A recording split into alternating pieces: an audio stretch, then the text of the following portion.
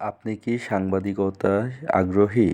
দেশের প্রতিটি জেলা ও উপজেলায় নিজ এলাকায় সাংবাদিক হিসাবে কাজ করতে চান?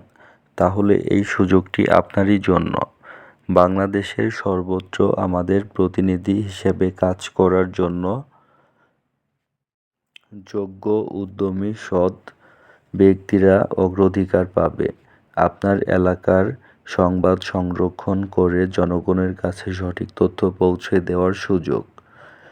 বিভিন্ন পদে নেওয়া হবে জেলা প্রতিনিধি, উপজেলা প্রতিনিধি, বিশেষ সংবাদদাতা এবং ক্রাইম রিপোর্টার।